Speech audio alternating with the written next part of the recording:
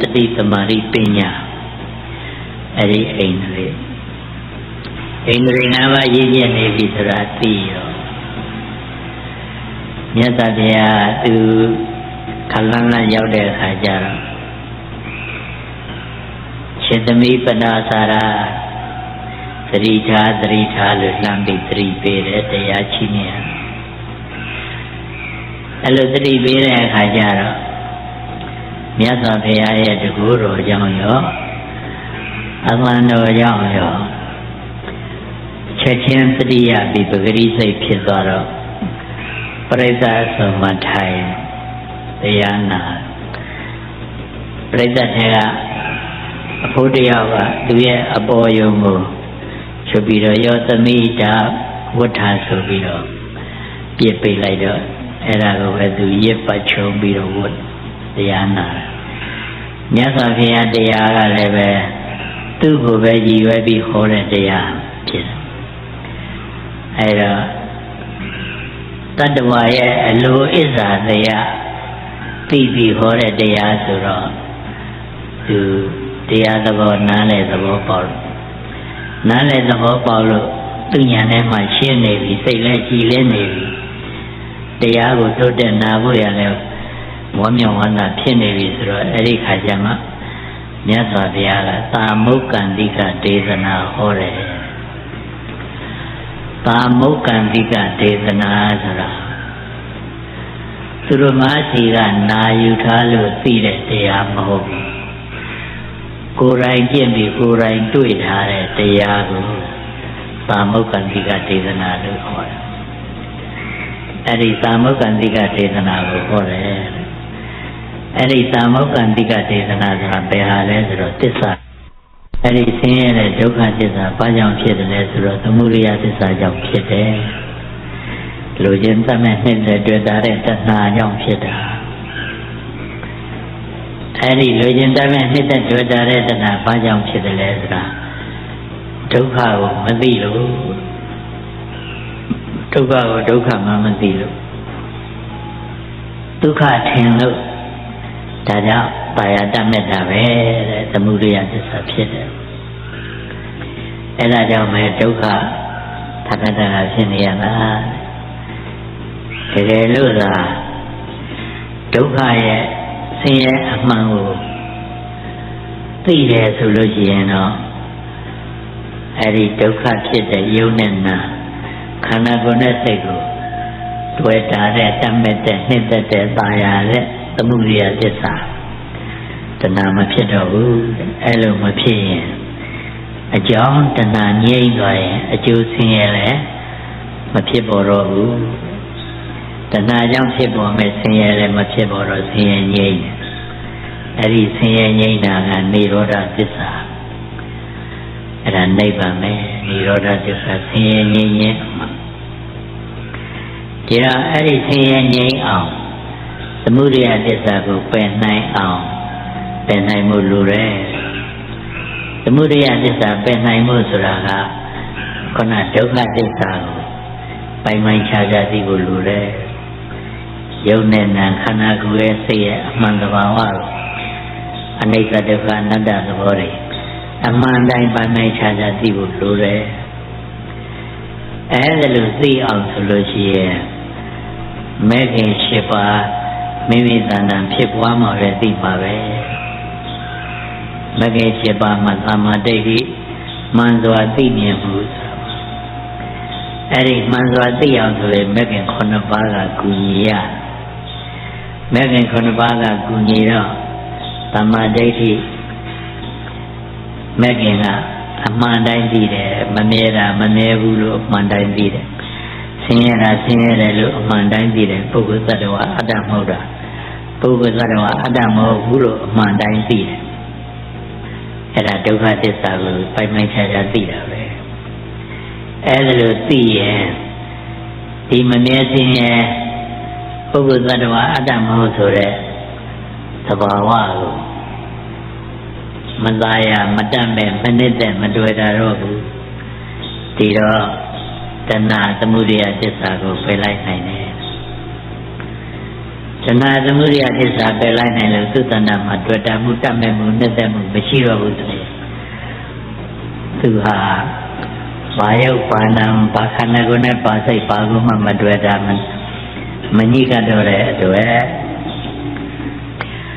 အဲ့ဒီတဏှာသမုဒယသစ္စာကဒုက္ခသစ္စာခေါ်တဲ့ယုံနဲ့တန်ကိုသူဖြစ်ပေါ်အောင်လုပ်မပေးနိုင်တော့ဘူး။ဘာကြောင့်မပေးနိုင်တာလဲလို့ဆိုတော့အဲ့ဒီတဏှာကိုကမရှိတော့လို့တွေ့တာမှုဆိုတာကိုမရှိတော့လို့တတ်မဲ့မှုဆိုတာကိုမရှိတော့လို့ตาယာမှုနှစ်သက်မှုချစ်ခင်မှုဆိုတာကိုမရှိတော့လို့မရှိတော့ဘဝအတည်းလည်းမလိုချင်တော့ဘဝအတည်းခေါ်တဲ့ယုံနာခန္ဓာမဖြစ်တော့ယုံနာခန္ဓာမဖြစ်တဲ့အခါကျတော့ယုတ်လည်းငြိမ်းနာလည်းငြိမ်းတော့ယုတ်ဆင်းရဲလည်းငြိမ်းနာဆင်းရဲလည်းငြိမ်းငြိမ်းတဲ့အခါကျတော့និရောဓသစ္စာဆင်းရဲငြိမ်းရာနိဗ္ဗာန်ကိုမျက်မှောက်ပြုတယ်အဲ့ဒါပါမုဂ္ဂန္တိကဒေသနာပဲဒီဒေသနာသစ္စာလေးပါးမြတ်စွာဘုရားအကျိုးနဲ့အကြောင်းနဲ့သဘာဝကြကြဟောကြားလို့ပဒါစာရနားလည်တဲ့အခါကျတော့ယုံနာဒုက္ခအမှန်ကိုအမှန်တိုင်းသိဖို့ရာအတွက်သမဒိဋ္ဌိမဲ့ခင်ဖြစ်အောင်မေဃသစ္စာမဲ့ခင်၈ပါးမိမိသဏ္ဍာန်ဖြစ်ပွားအောင်လေ့ကျင့်ရပွားများအားထုတ်ရမယ်ဆိုတော့လေသဘောပေါက်သွားတော့တရားနာရင်မြင်ရကြားရနာရစားရသူသမျှအကုန်ရှုမှတ်ကြားတော့လည်းကြားရမှတ်တယ်ရှုမှတ်စဉ်းစားတော့လည်းစဉ်းစားတယ်ရှုမှတ်တယ်တရားသဘောသိလို့ဝမ်းသာတော့လည်းဝမ်းသာတယ်ရှုမှတ်တယ်အဲဒီလိုရှုမှတ်တာဟာမဂ္ဂင်၈ပါးအကျင့်တရားပေါ်များတာပဲအဲဒီရှုမှတ်ရင်လည်းပဲရှုရအရှုခံဖြစ်တဲ့ယုံနဲ့နာရဲ့အမှန်တဘာဝအနိစ္စဒုက္ခအနတ္တသဘောထင်နေရှားရှားပိုင်ပိုင်ခြားခြားသိတဲ့အခါကျတော့မဲ့အသိဖို့အသိထီရရှိသွားတယ်သောတပတ္တိမဲ့တိသောတပတ္တိဖို့အသိမဲ့အသိဆိုတာအဲ့ဒီသစ္စာ၄ပါးကိုပိုင်ပိုင်ခြားခြားသိသွားတာထိုးထွင်းသိသွားတာပဲအဲ့ဒီအသိဖြစ်ပေါ်တယ်ဒါနဲ့သောတပတ္တိမဲ့ညာပူညာရပြီတရားရှုမှတ်ရင်ပဲသောတပတ္တိသောတပန်ပုဂ္ဂိုလ်ဖြစ်သွားတယ်ပတ္တာစာရာထေရီမကြီးအများကိုပတ္တာစာရီဆိုကြပါစို့တရားနာရဲ့သောတပတ္တိမဲ့ညာပူညာရပြီသောတပန်ဖြစ်သွားတယ်အဲ့ဒါဟာမြတ်စွာဘုရားဟောလို့သာတရားနာပရိသတ်ရဲ့အလိုဣဇာတရားကိုသိတော်မူတဲ့အတိုင်းအဲ့ဒီဣဇာတရားနဲ့ကိုက်ညီတဲ့တရားကိုချီးမြှင့်တဲ့အတွက်တရားသိသွားတယ်သရပတိမဉ္ဇဉ်ပူဇာမြတ်စွာဘုရားမဟုတ်ဘဲနဲ့တခြားအလိုဣဇာတရားမသိနိုင်တဲ့ပုဂ္ဂိုလ်တရားရောက်တူဘုန်းကြီးတို့လို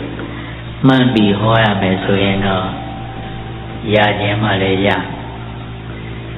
ဆိုတော့ဟောတဲ့ပုဂ္ဂိုလ်ကဝိနည်းဣဇာတရားသိတဲ့ပုဂ္ဂိုလ်ဖြစ်တော့သူရဲ့အလိုဣဇာတရားနဲ့ကိုက်ညီတဲ့တရားဟောလိုက်တော့တရားသဘောပေါက်သွားပြီးရှုမှတ်တာနဲ့သောတပတ္တိမဉ္ဇဉ်ပူညာရပြီးသောတာပန်ဖြစ်သွားတယ်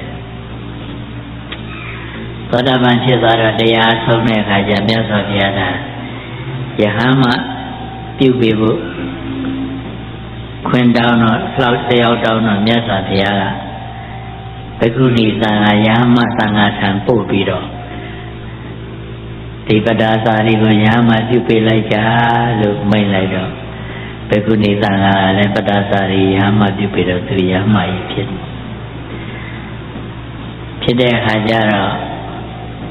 ပရိယတရားလည်းသင်ကြားတယ်အဲ့ဒီကနေပြီးပฏิပတ်လည်းပွားများအားထုတ်တယ်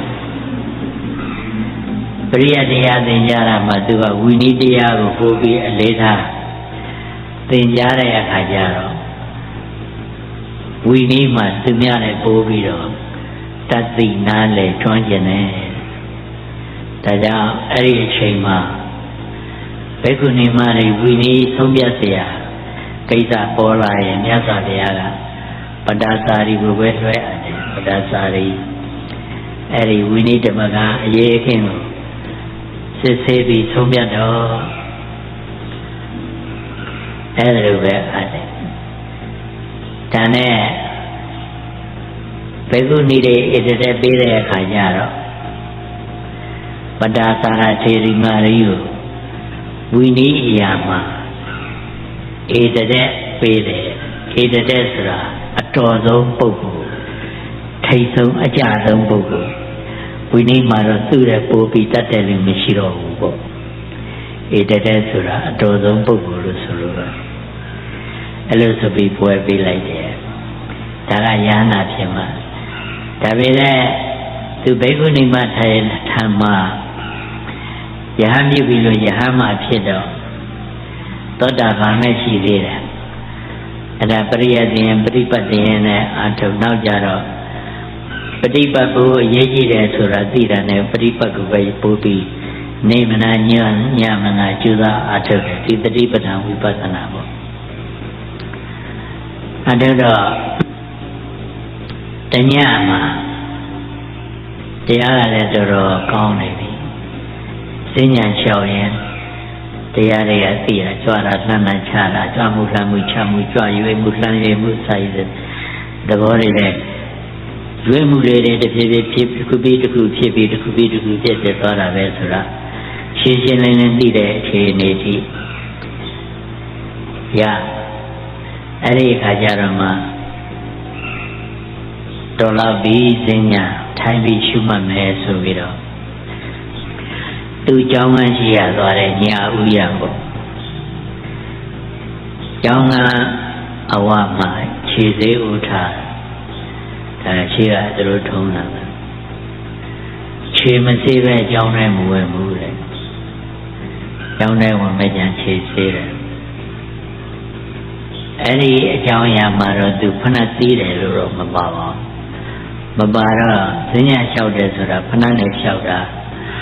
ကျူလို့မကောင်းဘူးတရားတွေ့ခဲ့တယ်ဖဏမပါပဲခြေတော့ကြည်တက်တက်လျှောက်တာကတရားတွေ့လွယ်တယ်ကြွမှုလှမ်းမှုချမှုရှုလို့ပို့ပြီးစူးစိုက်တယ်ဒါသူလည်းပဲဖဏမပါပဲစဉ္ညာလျှောက်မှာပါပဲလျှောက်လာပြီးအဲခြေစေးတော့ပထမခြေစေးဦးတွေကသူအဲ့ဒီအခန်းသွားတယ်ဆိုတာရှုမှတ်လျက်ပဲသွားတာကြွားတယ်လှမ်းတယ်ချတယ်လည်းရှုမှတ်မှာပဲဘယ်လက်နဲ့ညာလက်နဲ့လည်းရှုမှတ်မှာပဲတရားအချိန်ကောင်းနေတော့အနည်းဆုံးကြွားတယ်လှမ်းတယ်ချတယ်တော့ရှုမှတ်ပြီးသွားမှာပါပဲအရေးကြီးတရားလည်းမရှိဘူးခြေတော်ရည်သေးဥနာရောက်တော့လေရက်တယ်ခြေတော်ဆေးရင်တော့ဆေးရင်နဲ့ဆေးရင်နဲ့ရေမုတ်စီလက်လှမ်းတော့လှမ်းတယ်ရေမုတ်ကိုင်တော့ကိုင်တယ်ရေမုတ်နဲ့ရေကိုခတ်တော့ခတ်တယ်ခြေတော်ပေါ်လောင်းလိုက်တော့လောင်းတယ်ခြေတော်ချင်းပုတ်တော့ပုတ်တယ်အကုန်လုံးအသေးစိတ်မလွတ်ရအောင်ရှုမှတ်တာပထမတမုတ်လောင်းလိုက်တဲ့ရေက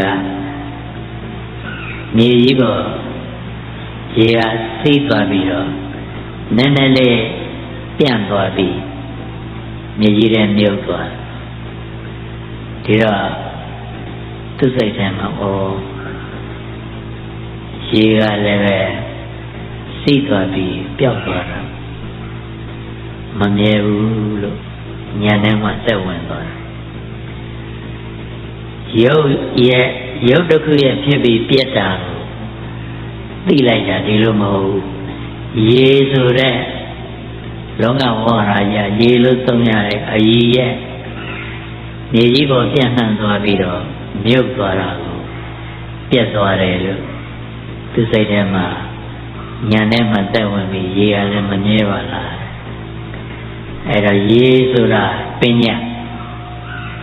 အဲ့ဒီပညာရဲ့ဖြစ်မှုပြက်မှုကိုသူတွေ့တာပရမတ်ရဲ့ပရမတ်စိတ်တဲ့ရုပ်ရဲ့ဖြစ်မှုပြက်မှုနာရဲ့ဖြစ်မှုပြက်မှုကိုအဲ့ဒီအချိန်မှာတွေ့တာမဟုတ်နောက်ဒုတိယတပုတ်လောင်းလိုက်တဲ့အခါကျတော့လေဒီလိုပဲရေကပထမရေ လွန်ပြီးတော့နည်းနည်းသွားပြီးမြုပ်သွားပျောက်သွားမြေကြီးထဲပျောက်သွားဒါလည်းမမြဲပါပဲလားလို့ဉာဏ်သက်ဝင်သွား